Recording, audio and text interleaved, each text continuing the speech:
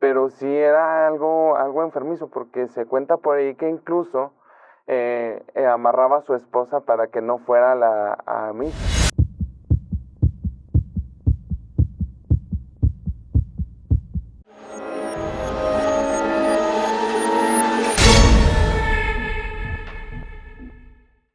Hola, muy buenas noches.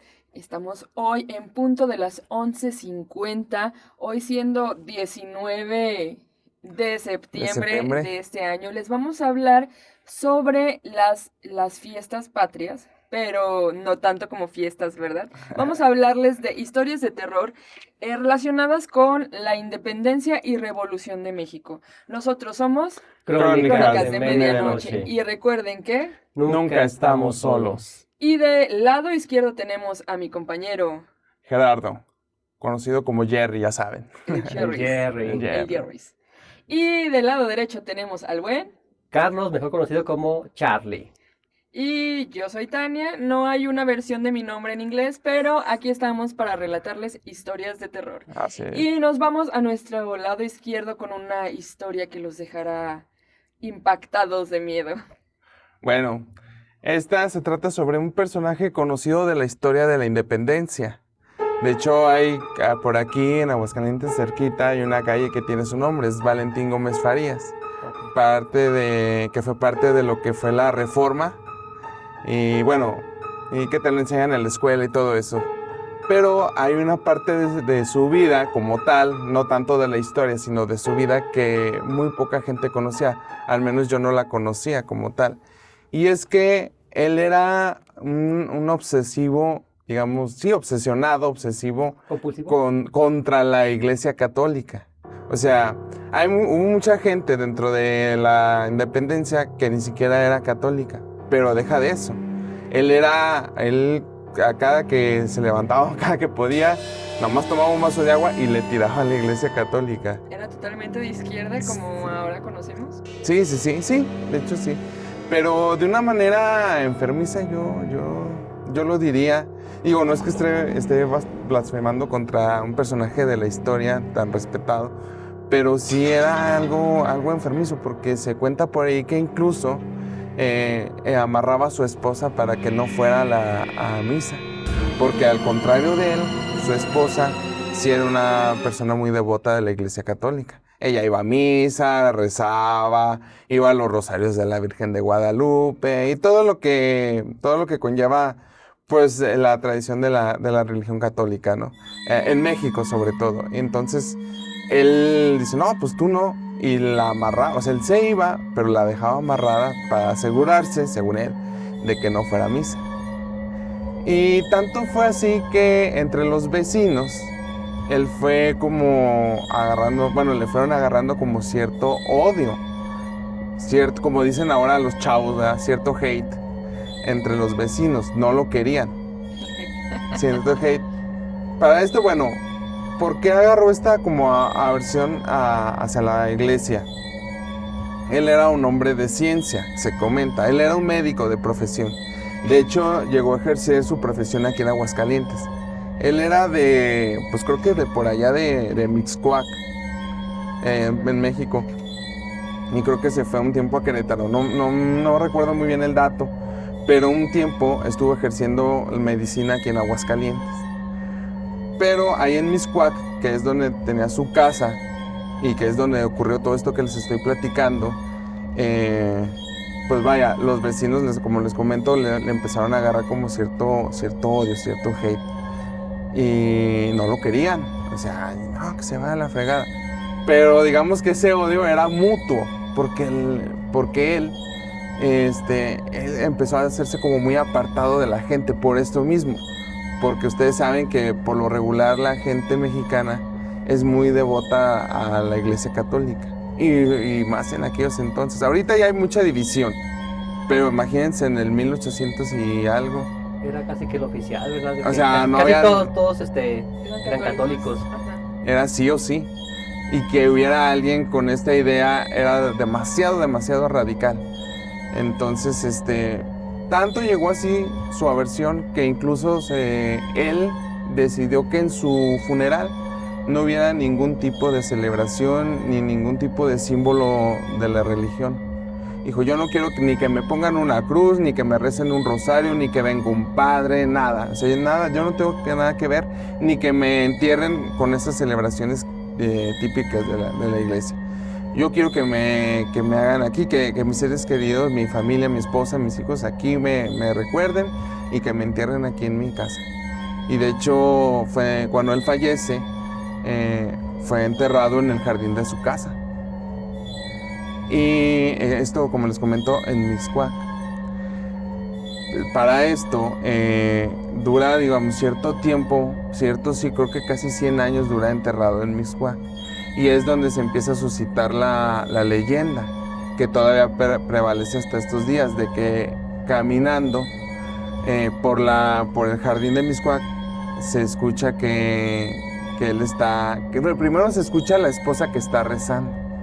Bueno, a una mujer que está rezando.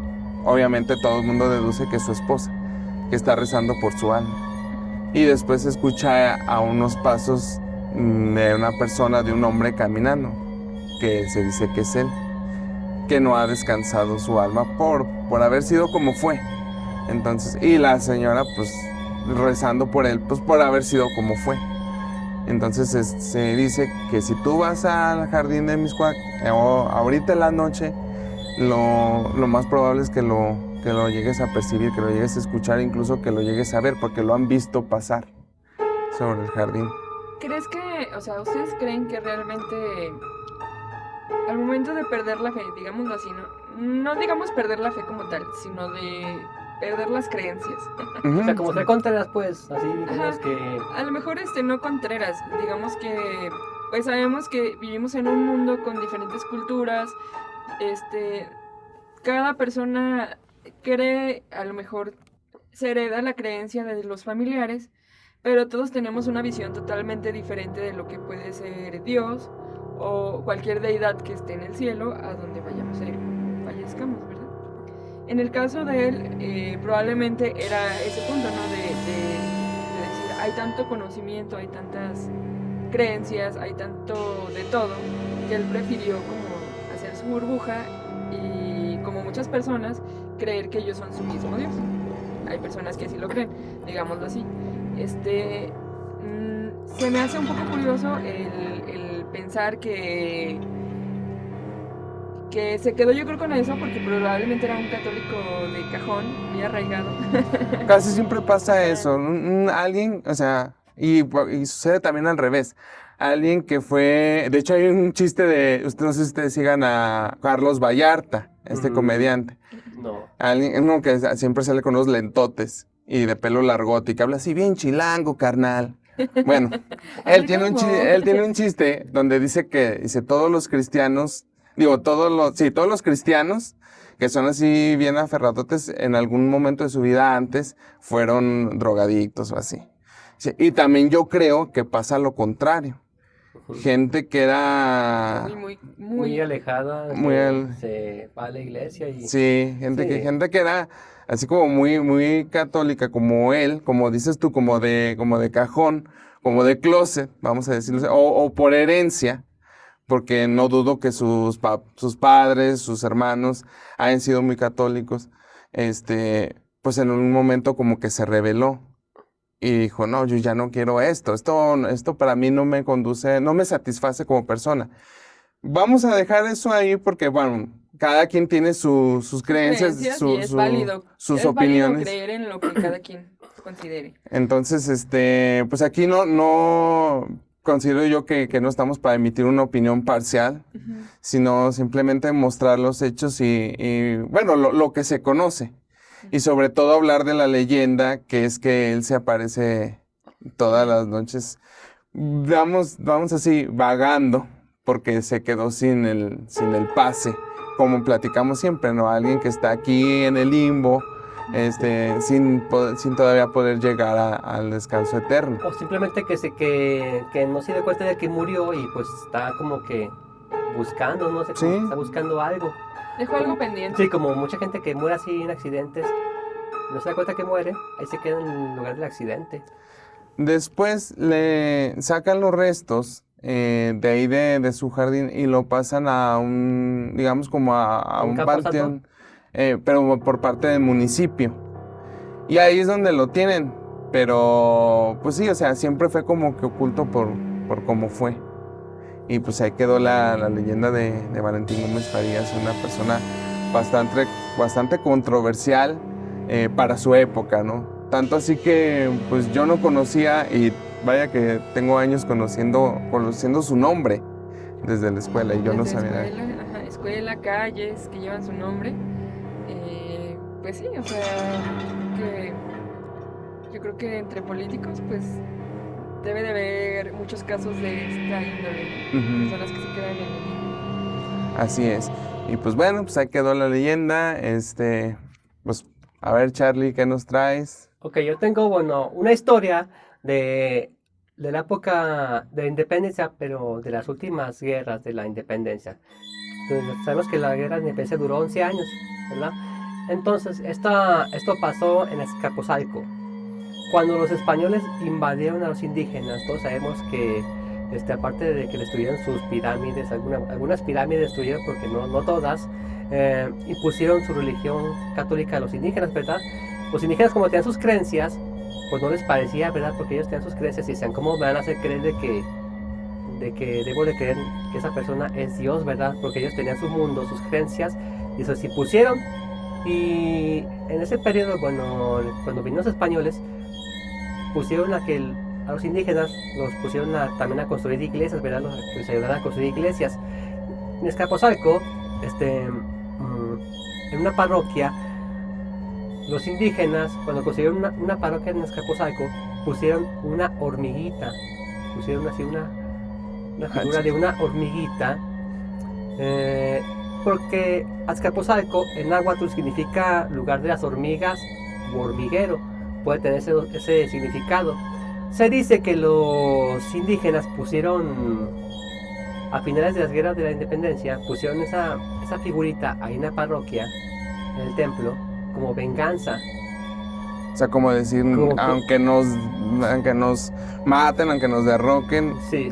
Siempre vamos a dejar un legado, ¿no? Exactamente, pero no solamente como eso, porque se dice que esa hormiguita que colocaron ahí en la iglesia se va acercando cada año más al campanario, y cuenta la leyenda que esta historia es apocalíptica. Cuentan así los ancianos, gente que ya mayor, que cuando esa hormiguita se acerque, ya esté en el campanario, que va a marcar el fin de los tiempos. Es como algo así como que muy El apocalipsis. apocalíptico, por así decirlo. Sí, son leyendas que cuentan, y eso está en Azcapotzalco, en la parroquia catedral de ahí de la demarcación. Vale. ¿Y ustedes creen que realmente vaya a pasar eso? Pues quién sabe, es que a mí ya me han quedado mal con muchos, Me han quedado con mal. muchos fines del mundo, de que de 2012 se va a acabar, y luego que 10 años después En se el iba... 2000 hubo muchísima gente Sí, que... de 2000, que 2012, y no, nada. Ahora más. también se cuenta la leyenda o historia o alternativa de que estamos contando mal. O sea, de que el 2000 no se refiere al que nosotros conocimos como el año 2000, sino que se refiere a otra época que todavía no llega. O También eso se refiere a que la numerología está como que un poquito confundida. Es lo que argumentan ciertas personas. Realmente yo no sé ni me he metido mucho, pero es lo que se dice. Suena como a paro, pero suena como a paro para no decir que se equivocaron, ¿verdad? ándale, Como dijo el presidente, él tiene otros datos. ándale, Hay tengo otros datos. Sí, pero sí se cuenta eso, y fue del tiempo de la época de la independencia, de la lucha. Eso ocurrió allá en Azcapotzalco, ciudad de las hormigas, hormiguero, como se le conoce en náhuatl. Estaría muy padre ir a visitar aquellos lugares porque pues probablemente indagando en el origen vamos a encontrar muchas cosas, ¿no? Ahora que estuve precisamente checando historias que ocurren en esas zonas de cerca de la capital, en ciertas delegaciones, que tienen este tipo de nombres, tienen mucha historia. Y muchas veces me he fijado que la gente que vive por allá, como que no es consciente del suelo que está pisando. Hay muchísima historia. Estamos hablando de donde se fundó lo que es México, ¿no? De donde creció todo el país, o sea, donde se fue extendiendo. Entonces, yo lo digo porque tengo incluso conocidos y hasta parientes que viven por allá. Y son más como que, es que la corrupción y la delincuencia y la inseguridad y el tráfico y cosas de las que todo el mundo se queja diario. Y a veces no toman en cuenta el suelo que están pisando, o sea, la historia que tiene ese piso, ¿verdad? Ese suelo, ese pedazo de tierra, tanta historia que tiene, ¿no? Que extranjeros se la pasan viniendo para acá investigando todos los misterios que engloba. Ahora que hablaste del 2012, del año 2000, que son estas predicciones que tienen los mayas y todo eso, que todavía no se descubrió cierta parte, pero todavía hay muchas cosas que son un enigma para los mismos investigadores. Sí, son un enigma, pero yo creo que nunca le van a atinar. Yo pienso que antes de que la atinen, bueno, la gente va a perecer. Deberíamos de tener el conocimiento suficiente. Yo creo que el conocimiento tanto azteca, maya, tolteca, porque eran conocimientos que venían desde ancestros, personas como los nahuales, como digamos que las brujas como tal se les conocen, son conocimientos ancestrales que provienen desde aquella época. Y muy poca gente o muy poco conocimiento ha llegado a nuestras masas por la colonización, por todas esas cosas que tuvimos aquí en México. Y lo tenemos bastante infravalorado. Sí, exacto. Y a lo mejor pues no aceptan porque pienso que muchas cosas se perdieron, ¿verdad? Como se destruyeron muchas cosas se perdieron y la información está a medias. Así es. Sí, también. Bueno, les vamos a adelantar un poquito. Tenemos una entrevista el día 31 de octubre con una bruja. Y ella nos va a hablar sobre un tema en particular, sobre las herencias. Y ella tiene un poco de conocimiento sobre eso. Entonces, no les vamos a hablar más del tema porque esperamos que sintonicen el programa el día 31 de octubre. ¿Quieres dar un poquito de contexto o lo dejamos así de misterio? Pues les voy a decir que la persona se llama Ágata Mireles, así la pueden buscar en Facebook, se llama Ágata Mireles, ese es el nombre que se le dio por herencia ancestral. Okay. Y la pueden buscar en Facebook para las personas que pues estén interesados en otro tipo de cosas, pues le pueden googlear o la pueden buscar y preguntarles las dudas que ustedes tengan al respecto. Y para esto nos pueden seguir en nuestras redes sociales en Facebook, Instagram, YouTube, Spotify. Están los números de WhatsApp. Siempre insisto con eso, pero están los números de WhatsApp por si nos quieren mandar las historias adelante, con evidencias. Sí, ya sea escrita, audio. Aquí las compartimos. Si no quieren que pongamos el audio, nosotros la contamos. Pero si quieren que pongamos su audio, su historia, los ponemos para que la gente los escuche. También están, digamos, las historias un poquito resumidas en TikTok para aquellos que gustan de estar en esta plataforma que es muy popular, entonces también está en TikTok. Pues así es, entonces ya saben, aquí se van a enterar de todo, todas las dudas que tienen, pues sería cuestión de que no las pusieran, a lo mejor probablemente Ágata no las conteste. Y pues bueno, hablando de la guerra de independencia y de revolución, nos vamos a ir a una historia que sucedió aquí en el estado de Aguascalientes. Todo mundo ubica la Catedral de Aguascalientes. Sí, cómo no. Sí. Antes había una calle que se llamaba la calle de Tacuba. No sé si ustedes sepan en dónde está la calle de Tacuba. Por la calle de Tacuba, sí me suena, pero... O sea, es que yo no me sé los nombres de las calles. A mí me hablan por ubicación y he sido hoy. No me acuerdo los nombres. Frente del Coppel, ok. No es cierto, no, es broma. Esta calle es la 5 de mayo. Pues sí. 5 de mayo, es la calle Tacuba. Antes era la calle Tacuba. Después de alguna reforma, pues se convirtió en la calle 5 de mayo. Para ser emblemática por la fecha como tal, ¿no? 5 de mayo. La batalla. La batalla de Puebla. Pues bueno, esta calle Tacuba antes, y esto es muy, muy importante que lo digamos, porque antes la iglesia estaba, en este caso, pues nuestra capilla de la Asunción, digamos que nuestra iglesia matriz de todas, pues era la Asunción. Y toda iglesia a un lado tenía su panteón y adicional tenía su presidio, o sea, la cárcel del estado. Esa configuración arquitectónica, vamos a decirlo, era común, o sea, en todos los donde se establecía una iglesia catedral, había a un lado un panteón a fuerza siempre. Es correcto, Sí. era lo habitual y les voy a explicar el por qué.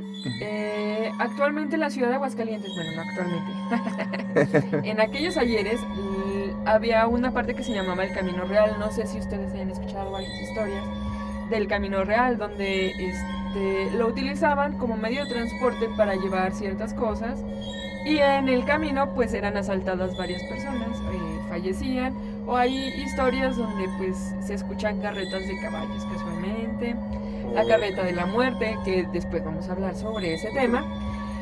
Y pues en este caso todos también eran asaltados por chichimecas que en el estado de Aguascalientes y Zacatecas pues colindaban y era una tribu que estaba ahí. Entonces, pues bueno, ya sabrán, había varios muertos, hay varias historias sobre este entorno, pero lo que hizo el gobierno de aquellas épocas era construir la primera cárcel en la ciudad de Aguascalientes. ¿Y esa dónde se ubicaba? La cárcel se ubicaba en la parte de atrás, en la calle Tacuba. Creo que actualmente ahorita hay unos como una especie de estacionamientos. Ujú. Y ahí se encontraba la cárcel municipal, digámoslo así. Estaban construidas con adobes que pues en aquellas épocas pues era muy común que las casas estaban todas hechas de eran eso. de adobe. ¿Y tenía un nombre especial o nada más era como que la cárcel municipal? Era la cárcel municipal simplemente. Así como ya ve que en México existía Lecumberri, Ajá. que decía que tenía ese nombre, que es donde encerraron a Juan Gabriel. Ahí donde duró, sí. O la de las, ¿cómo se llamaba? La que estaba en el puerto, la de las tres aves, o no me acuerdo cómo se llamaba. Bueno, Tienen nombres pero muy tenían, peculiares. tenían nombres peculiares. Ajá. Pues esa, a la historia pues se conoce como la cárcel municipal. Digamos que el camino real de aquí a Aguascalientes pues no sé si ustedes conocen Tzintzuntzán en el estado de Michoacán. Ah, sí. Tzintzuntzán, pues ya saben, por sus historias, por su cultura, pues es uno de los panteones más conocidos de México. Es donde, si han visto la película de Coco, pues está también basada en cierta parte de la cultura de Michoacán. En Tzintzuntzán. Y de hecho creo que casi el 90% de la película. Está muy interesante todo eso. De hecho, creo que dicen que varias personal de Disney, al que se asignó el proyecto de Coco, estuvo viviendo ahí, ¿no? Incluyendo Varios los años. compositores de la música, los que compusieron Recuérdame. Entonces, estuvieron viviendo ahí un tiempo, creo que 2 años, algo así. Pues bueno, la historia que les voy a contar, pues ya viendo el panorama en general, el camino real, teníamos ya una cárcel y pues a un lado estaba un panteón. Esta historia sucedió hace algunos ayeres y le vamos a poner el nombre al señor Chema, José María. Don Chema. Don Chema.